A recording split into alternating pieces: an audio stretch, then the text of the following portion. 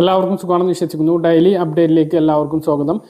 നാളെ ജനുവരി 29-ാം തീയതിയും തുറന്നുള്ള ദിവസങ്ങളിലും നിങ്ങൾ ശ്രദ്ധിക്കേണ്ട വളരെ പ്രധാനപ്പെട്ട കാര്യങ്ങളാണ് ഈ ഒരു വീഡിയോയിൽ വ്യക്തമാക്കുന്നത്. വീഡിയോയുടെ വിശദാംശങ്ങളിലേക്ക് കടക്കുന്നതിന് കൂടുതൽ ആളുകളിലേക്ക് ഇൻഫർമേഷൻ എത്താൻ ഷെയർ ചെയ്യുക, ലൈക്ക് ചെയ്യുക, ഫേസ്ബുക്കിലൂടെ കാണുന്ന ആളുകൾ ഫോളോ ചെയ്യുക. വീഡിയോയുടെ വിശദമായ വിവരങ്ങൾ. സ്വർണ്ണവിലയിൽ വീണ്ടും റെക്കോർഡ് വർധനമാണ് ഉണ്ടായത്. ഇന്ന് രാവിലെയും ഉച്ചയ്ക്ക് ശേഷവും സ്വർണ്ണവില കൂടി.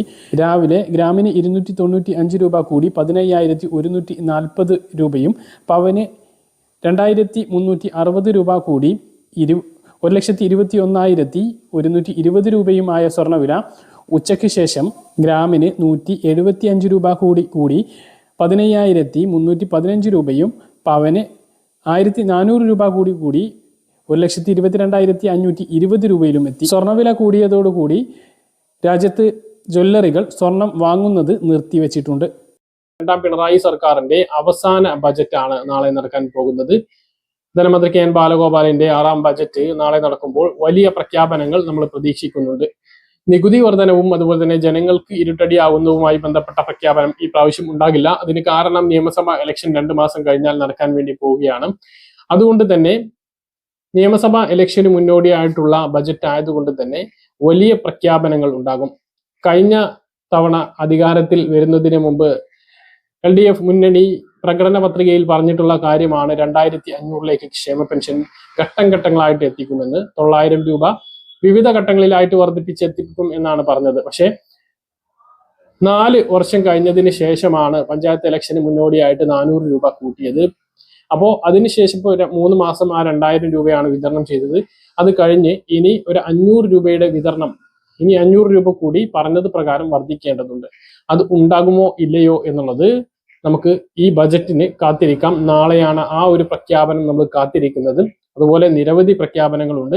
സ്ത്രീ സുരക്ഷാ പെൻഷൻ പദ്ധതി പഞ്ചായത്ത് ഇലക്ഷന് മുമ്പ് പ്രഖ്യാപിച്ചിരുന്നു എങ്കിലും 1 മാസത്തെ പോലും ഇതുവരെ വിതരണം ചെയ്തിട്ടില്ല. ഇനി ജനുവരിയിൽ അത് ഉണ്ടാകും എന്നുള്ള അറിയിപ്പില്ല. ഈ ഫെബ്രുവരിയിൽ അത് നമുക്ക് പ്രതീക്ഷിക്കുന്നുണ്ട്. അത് വിതരണവുമായി ബന്ധപ്പെട്ട ഒരു പ്രഖ്യാപനവും നാളെ ധനമന്ത്രിയുടെ ബജറ്റിൽ ഉണ്ടാകും എന്നുള്ളത് തന്നെയാണ് പ്രതീക്ഷിക്കുന്നത്. 1-2 മാസം നിയമസഭാ ഇലക്ഷന് മുമ്പ് അത് നൽകിയിട്ടില്ല എങ്കിൽ അത് സർക്കാരിന് തന്നെ തിരിച്ചടിയാകും. തന്നെ ഫെബ്രുവരിയിൽ എന്തായാലും അത് കൊടുക്കുന്നതിന് വേണ്ടിയിട്ടുള്ള നടപടി സ്വീകരിക്കും. ഇതോടൊപ്പം തന്നെയാണ് കണക്ട് ടു വർക്ക് സ്കോളർഷിപ്പ് പദ്ധതി സംസ്ഥാനത്ത് പ്രഖ്യാപിച്ചത്. 10,000-ഓളം ആളുകൾക്ക് അതിന്റെ വിതരണം ഇതിനകം തുടങ്ങിയിട്ടുണ്ട്. എംപ്ലോയ്മെന്റ് എക്സ്ചേഞ്ച് വെബ്സൈറ്റ് മുഖേനയാണ് ആ പദ്ധതിയിലേക്ക് അപേക്ഷിക്കേണ്ടത്. 18 വയസ്സ് മുതൽ 30 വയസ്സ് വരെ ഉള്ള യുവതി യുവാക്കൾക്ക്, +2 കഴിഞ്ഞിട്ടുള്ള, +2 പാസ്സായിട്ടുള്ള യുവതി യുവാക്കൾക്കാണ് ഈ ഒരു സഹായം ലഭിക്കുന്നത്. +2 ഡിഗ്രി, ഡിപ്ലോമ, ITI കോഴ്സുകൾ കഴിഞ്ഞ് മറ്റ് മത്സര പരീക്ഷകളിലേക്ക് ഏർപ്പെടുന്ന ആളുകൾക്ക്, അതുപോലെ തന്നെ മറ്റ് നൈപുണ്യ കോഴ്സുകൾ പഠിക്കുന്ന ആളുകൾക്കും ഈ ഒരു സഹായം 1 വർഷം ലഭിക്കും. മാസം 1,000 രൂപയാണ് ലഭിക്കുക. അപ്പൊ അതിന്റെ വിതരണം ഇപ്പോൾ ഇതിനകം തന്നെ ആരംഭിച്ചിട്ടുണ്ട്. പക്ഷെ സ്ത്രീ സുരക്ഷാ പെൻഷൻ പദ്ധതി ആരംഭിച്ചിട്ടില്ല. ഉടനെ അതുണ്ടാകും എന്ന് നമ്മൾ പ്രതീക്ഷിക്കുന്നു. അതിനോട് കിടപിടിക്കുന്ന തരത്തിലുള്ള പ്രഖ്യാപനങ്ങൾ നാളത്തെ ബജറ്റിൽ നമ്മൾ പ്രതീക്ഷിക്കുകയാണ്. അപ്പോൾ ഇതാണ് ബജറ്റുമായിട്ട് ബന്ധപ്പെട്ട് നിങ്ങളെ പ്രധാനമായിട്ട് ഓർമ്മിപ്പിക്കാനുള്ളത്. മറ്റെന്തൊക്കെ അത്ഭുതപ്പെടുത്തുന്ന പ്രഖ്യാപനങ്ങൾ ഉണ്ടാകുമെന്ന് നമുക്ക് കാത്തിരുന്ന് കാണാം. ഒരുപാട് കമന്റുകൾ കാണാനിടയായി പെൻഷൻ ലഭിച്ചിട്ടില്ല എന്നുള്ളത്. അപ്പോൾ ഇന്നലെ വൈകുന്നേരത്തോട് കൂടിയിട്ടാണ് ബാങ്ക് അക്കൗണ്ടുകളിലേക്ക് പെൻഷൻ വിതരണം തുടങ്ങിയിട്ടുള്ളത്. എല്ലാ ബാങ്ക് അക്കൗണ്ടുകളിലേക്കും ലഭിച്ചിട്ടുണ്ടാകില്ല, അത് സ്വാഭാവികമാണ്. എപ്പോൾ വിതരണം ചെയ്യുന്ന സമയത്തും അതുപോലെ തന്നെയാണ്.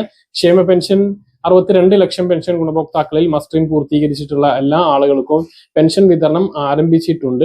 അപ്പോൾ ഇന്നലെ ലഭിക്കാത്ത ആളുകൾക്ക് ഇന്ന് ബാങ്ക് അക്കൗണ്ടുകളിലേക്ക് 2,000 രൂപ ക്രെഡിറ്റ് ആവുന്നതാണ്. 8 ലക്ഷത്തോളം ആളുകൾക്കാണ് കേന്ദ്ര സഹായം ലഭിക്കുന്നത്. അതായത് 300, 200, 500 കുറവുള്ള ആളുകൾ ഉണ്ടാകും. അത് കേന്ദ്ര സർക്കാർ നേരിട്ടാണ് അത് നൽകുന്നത്. അതിനുവേണ്ട തുക കൂടി സംസ്ഥാന സർക്കാർ മുൻകൂറായി അനുവദിച്ചിട്ടുണ്ട് എങ്കിലും അത് നേരിട്ട് വിതരണം ചെയ്യാൻ സംസ്ഥാന സർക്കാരിന് അധികാരമില്ലാത്തതുകൊണ്ടാണ് അങ്ങനെയുള്ളവർക്ക് 1,700, 1,800, 1,500 എന്നിങ്ങനെയൊക്കെ ലഭിക്കുന്നത്. ബാക്കിയുള്ള തുക ഒരാഴ്ചക്കുള്ളിൽ ബാങ്ക് അക്കൗണ്ടുകളിലേക്ക് എത്തിച്ചേരുന്നതാണ്. കഴിഞ്ഞ മാസം മുൻകൂറായി സംസ്ഥാന സർക്കാർ ഈ ഒരു തുക അനുവദിച്ചിട്ടും കേന്ദ്ര സർക്കാർ അതിൽ ഡിലേ വരുത്തിയിരുന്നു. 2 ആഴ്ചത്തോളം താമസിച്ചാണ് ആ ഒരു തുക ലഭിച്ചത്.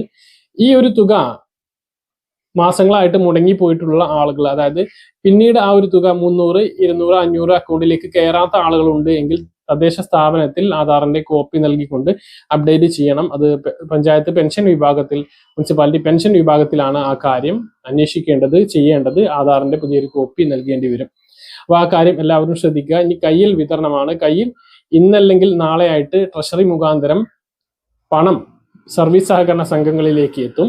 നാളെ തുക ലഭിച്ചു കഴിഞ്ഞാൽ നാളെ വൈകുന്നേരത്തോട് കൂടിയിട്ട് കയ്യിൽ പെൻഷൻ വിതരണം ആരംഭിക്കുന്നതാണ്. A4 ഷീറ്റിൽ 6 ആളുടെ പെൻഷൻ ലിസ്റ്റ് ഉണ്ടാകും. അത് കട്ട് ചെയ്ത് അതിലേക്ക് 2000 രൂപ കൂടി ചേർത്തുകൊണ്ടാണ് ക്ഷേമ പെൻഷൻ സർവീസ് സഹകരണ സംഘം ജീവനക്കാർ വിതരണം ചെയ്യുന്നത്. അപ്പൊ അതിൻ്റെതായിട്ടുള്ള ഒരു കാലതാമസം ഉണ്ടാകും.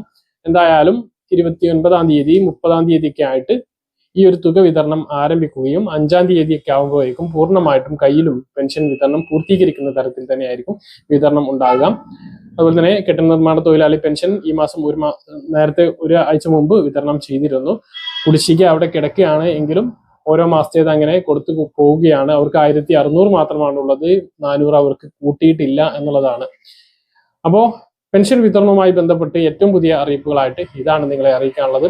പറഞ്ഞ കാര്യങ്ങൾ കൃത്യമായിട്ട് മനസ്സിലാണെന്ന് കരുതുന്നു. ഇതുപോലെ ഇൻഫർമേഷൻ ലഭിക്കാൻ ചാനൽ സബ്സ്ക്രൈബ് ചെയ്യുക, ബെല്ലൈക്കൺ എനേബിൾ ചെയ്ത് നോക്കുക. മറ്റൊരു വീഡിയോ വീണ്ടും കാണാം. ദൂരേക്ക്.